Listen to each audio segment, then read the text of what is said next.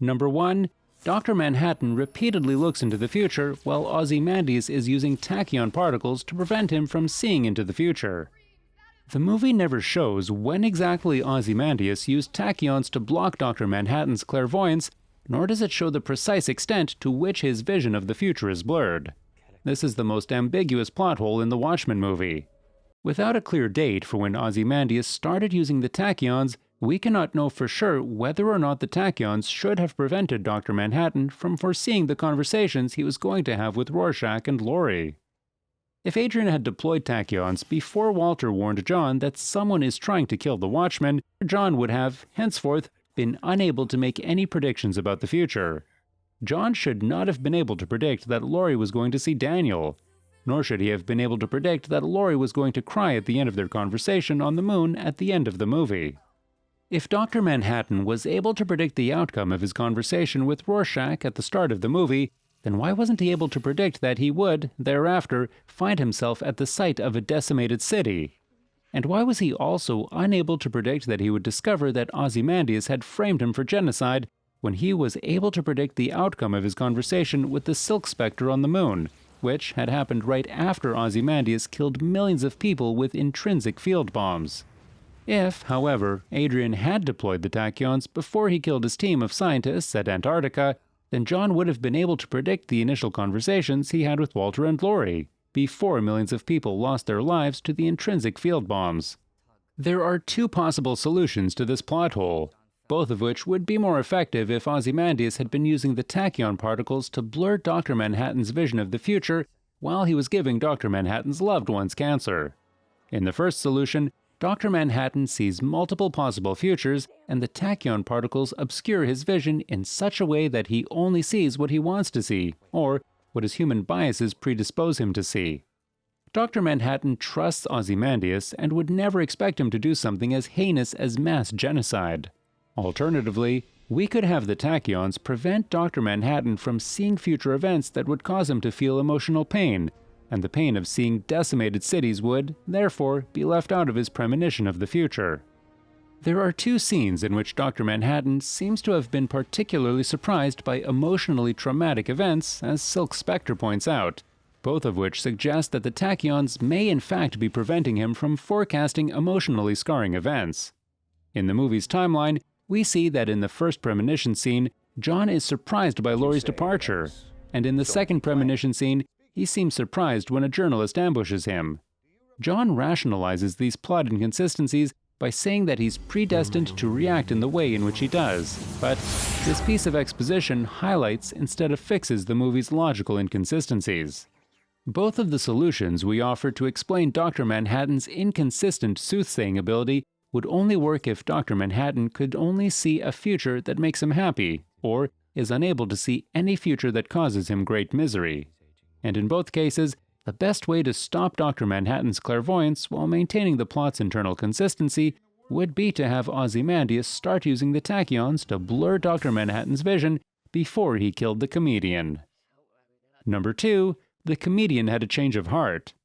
As I explained in my previous video on what a plot hole really is, plot holes stem not just from inconsistent world building and confusing plot threads, but also from contradictory character decisions that either cannot be explained by story-induced changes in a given character's beliefs and emotional makeup, or defy the overall logic of the story's fictional world. The comedian's sudden change in personality is an example of a character-based plot hole that stems from inconsistent character development. From attacking unarmed civilians to murdering a woman pregnant with his child, there seems to be no low that the comedian won't stoop to. Edward sometimes even revels in the suffering he causes. During the protest against the police strike, we witness the comedian take great pleasure in violently dispersing angry mobs of protesters. His decision to visit his former arch-nemesis, a now-retired villain, is a miraculous and unexplained change in his character. There was, however, a scene that implied that he was something other than a government goon who just so happened to wear a costume like the rest of the Watchmen. After Dr. Manhattan single-handedly ends the Vietnam War, he and the comedian have a conversation in a Vietnamese bar in which Dr. Manhattan notes the bitterness in the comedian's voice when they discuss the outcome of the war between the United States and Vietnam. But rather than add another layer to the comedian's character development, this scene further highlights a key contradiction in his character. The comedian showed no remorse when he assassinated John F. Kennedy at the start of the movie, nor did he show any remorse when he shot a pregnant woman. The movie never shows or explains why the comedian regretted the outcome of the Vietnam War, which means the bar scene in Vietnam cannot explain his change of heart when he discovers Ozymandias' plan for global genocide. The only way to rationalize the comedian's inconsistent character development is to argue that there is a threshold for the number of deaths that he can tolerate. In other words, he doesn't care if a few people die, and if he personally kills 1 or 2 people, but he suddenly cares about human life when the human death toll reaches a certain number. Neither the movie nor the graphic novel ever explain or implies what the comedian's threshold for human deaths might be. We are, therefore, forced to assume that no such threshold exists. This naturally leads us to conclude that both the bar scene in Vietnam and the scene in which he visits Moloch in tears contradict his behavior throughout the rest of the movie for no discernible reason. Here's another way to develop the comedian's character. The expensive high-rise apartment the comedian owned before Ozymandias killed him suggests that his primary motivation for working for the American government as a masked vigilante may have been to make a lot of money. The fact that Ozymandias was unable to predict comedian's sudden change in behavior highlights, rather than explains, the comedian's mysterious transformation. If Edward was portrayed as a morally gray character with even an ounce of compassion, then the scene in which he cries in front of his former nemesis would have been more in line with his character and therefore not a plot hole. To solve this plot hole, let's have Adrian hire Eddie to spread cancer to John's loved ones using toxic chemicals. Adrian's plan was going smoothly until he decided to buy out and shut down America's entire coal industry so that he could replace America's coal power supply with electric power from several intrinsic field generators he just finished building. Seeing Ozymandias buy out the entire U.S. coal industry made the comedian realize that Adrian is far richer than he could ever have imagined. The comedian then decides to blackmail Ozymandias by telling him that he will reveal all of Adrian's secrets to the world if Adrian doesn't give him half of all the shares of the businesses he owns.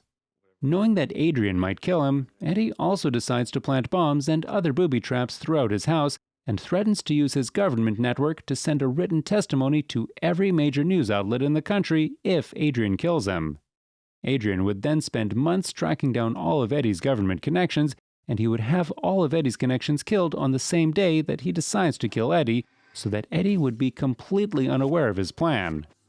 Eddie assumed that it would be practically impossible for Adrian to hunt down his entire social network without him noticing, but he didn't realize that Adrian was daring enough to kill him and his entire social network in a single day. When Ozymandias finally arrives at the comedian's apartment, he dodges every bullet the comedian fires at him and sidesteps every bomb from every booby trap the comedian planted in his apartment. In this scenario, Ozymandias didn't anticipate that Eddie was reckless enough to put his life on the line to blackmail a self-made billionaire who can catch bullets. Of course, this solution changes the meaning of the story, and you might prefer the original storyline and its character development. Number 3. Dr. Manhattan predicted his conversation with Laurie on the moon, but Laurie had no way of contacting Dr. Manhattan while he was on the moon. In order for John to have had a premonition of his conversation with Laurie on the moon, Laurie would have had to have somehow contacted John while she was still on Earth and he was still on the moon. John would have had to have first visited Laurie somewhere on Earth and then made the decision to teleport Laurie and himself to the moon before having had a premonition of himself talking to Laurie on the moon. It's impossible for John to have had a premonition of a conversation that couldn't possibly have happened. While John was on the moon, there was no possible way for Laurie to have contacted him while she was still on Earth in a previous timeline, in order for John's premonition of their conversation on the moon to have created a new timeline. The movie never shows how Laurie would have been able to contact John on the moon while she was in Daniel's garage. This plot hole came from the graphic novel, but unlike the movie, the novel attempts to lampshade this plot hole by having Laurie say, "It's all so deus ex machina." This scene in the graphic novel highlights rather than solves this plot hole, which also happens to be a very obvious plot contrivance. TV tropes would describe this kind of scene as lampshade hanging. If you're not familiar with this trope, here's how TV tropes describes it. Lampshade hanging, or more informally, lampshading, is the writer's trick of dealing with any element of the story that threatens the audience's willing suspension of disbelief, whether a very implausible plot development or a particularly blatant use of a trope, by calling attention to it and simply moving on. How did you even walk? This assures the audience that the author is aware of the implausible plot development that just happened, and that they aren't trying to slip something past the audience. It also assures the audience that the world of the story is like real life. What's implausible for you or me is just as implausible for these characters, and just as likely to provoke an incredulous response. The mountain blows up. No possible hope for survival. Cool, huh? I just wrote it based on what's going on with the gate. I love it when art imitates life. Hang on. We're alive in the next scene. Oh, I just haven't fixed that part yet. I'm thinking I can back sell it and say you were beamed out at the last second. Beamed out? Sure, why not? Is that not too convenient? Not if you hang a lantern on it. What's that? It's a writer's term. Another character points out how convenient it is. Dr. Levant can say, "Wow, that was great timing." That way, the audience knows I intended for it to be convenient, and we move on. Really? One way to solve this plot hole is to have Adrian have one of the scientists he employed build a custom emergency locator beacon small enough to fit into a coat pocket. It would have a button that Laurie could press to emit a unique radio signal that John would instantly recognize. With this device, she would have been able to contact John whenever she wanted to, but was unable to reach him. It would make more sense to have Adrian commission the construction of such a device rather than have John build it, because having John make an active decision to protect one of his loved ones would go against his character development. To make sure the US government doesn't try to force Laurie to use the beacon the moment that they notice John has left Earth, we can have a past scene in which Laurie convinced Adrian and John not to reveal the fact that Laurie owns such a device. Now, let's get back to the scene in which Laurie is in Daniel's garage. We can now have John materialize in front of the owl ship and tell Laurie that he had a premonition in which he heard the beacon go on and then had a conversation with her on the moon. Number 4. Night Owl and Rorschach easily break into the one room where they would find all of Ozymandias' secrets. Night Owl's and Rorschach's ability to simply walk into Ozymandias' office unimpeded puts Ozymandias' intelligence into question. If Ozymandias is the smartest man in the world, then why would he allow the computer that stores all his most cherished secrets to be so easily accessible? There were no alarms and no security checks to prevent anyone from copying Ozymandias' secret files onto a floppy disk. Even if we assume that the original Watchmen comic was a satire and it intended to portray Ozymandias as someone who thought of himself as the smartest man in the world, but actually wasn't, we still have to contend with the fact that the movie wholeheartedly portrays Adrian as the smartest man in the world.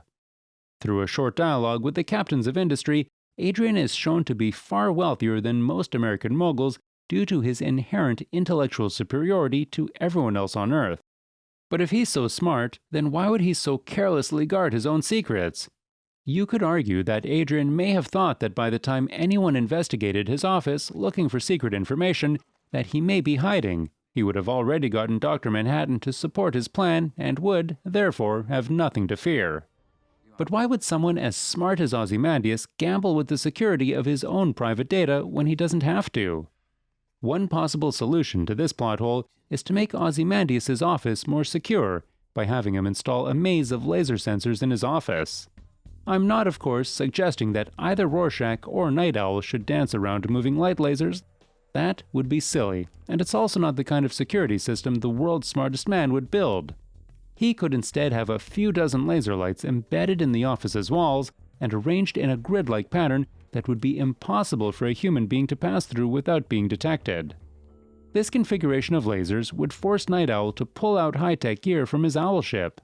One such device could be a portable electromagnetic pulse generator that could produce an electromagnetic pulse large enough to disable the laser light security system, but small enough to not affect the lights of adjacent offices and nearby buildings. If Daniel is smart enough to build an owl-shaped hover ship, then he would probably be smart enough to build his own portable EMP device. But even after having used the EMP device, Daniel would have discovered that Adrian's computer is unhackable. And That would have led Night Owl and Rorschach to give up on the task of hacking Ozymandias' computer, which brings us to our next plot hole. Number 5. Night Owl easily figures out Ozymandias' password. Ozymandias seems to be smart only when the plot requires him to be smart. He made the same kind of mistake an ordinary person would make by having an easily guessable password. Wikipedia has an entire page dedicated to listing the most common passwords used by regular people. According to Splash Data, the most common passwords include QWERTY, monkey, 123456, welcome, I love you, and the word password itself. While Adrian's password was not as unimaginative as those in the aforementioned sample, it still wasn't the kind of password you would expect the world's smartest man to use. If Ozymandias were as smart as the movie tries so hard to portray him as, then he would have used any one of the cryptography techniques that had been developed by the US Army since World War II to create his password.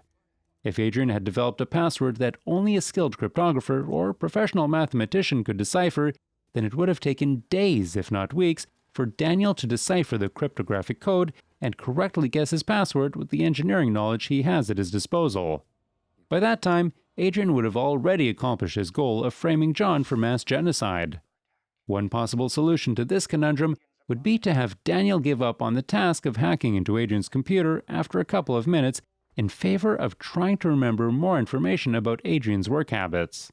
In this case, Daniel would recall a conversation he had with Laurie in which she talked about how she met Bubastis when Adrian was giving John a tour of his lab in Antarctica. Laurie's encounter with Bubastis was depicted in the graphic novel, but not in the movie. We can just add this scene from the graphic novel to the movie to solve this plot hole.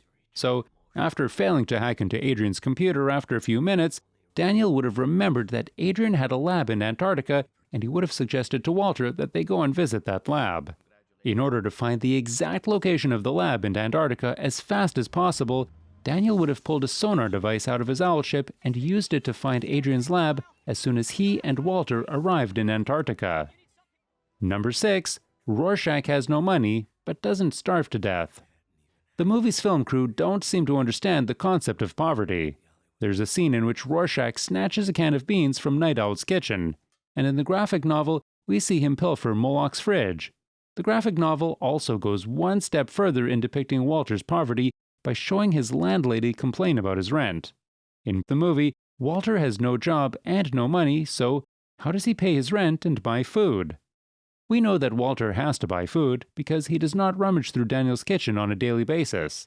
If Daniel's kitchen was the primary source of Walter's daily food supply, then why was Daniel surprised to see Walter when he found him eating beans in his kitchen?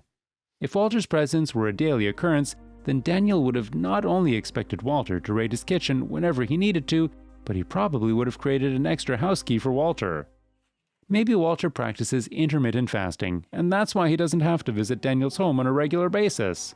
In the movie, his visit to Daniel's kitchen is portrayed as a one-time event, and so is his visit to Moloch's kitchen in the graphic novel. These one-time events cannot possibly explain how Walter is able to feed himself on a regular basis. If Walter practices intermittent fasting and simply eats nothing on the days that he doesn't access Daniel's kitchen, then he should be extremely exhausted from the vigorous exercise he gets from his daily crime-fighting routine. The simplest solution to this plot hole is to have Walter have a job as a tailor in the movie as shown in the graphic novel. Walter would have to hold down that job throughout the movie for this solution to really make sense. For the sake of making the plot feel more plausible, we also have to show the impact that his continued nightly crime-fighting activities have on his job. To do this, we can have a scene in which Rorschach almost falls asleep at the dyeing factory where he works and almost injures himself. So, we've covered all the plot holes in the Watchmen movie. If you liked this video, please subscribe and share this video on social media. And consider donating to my Ko-Fi account.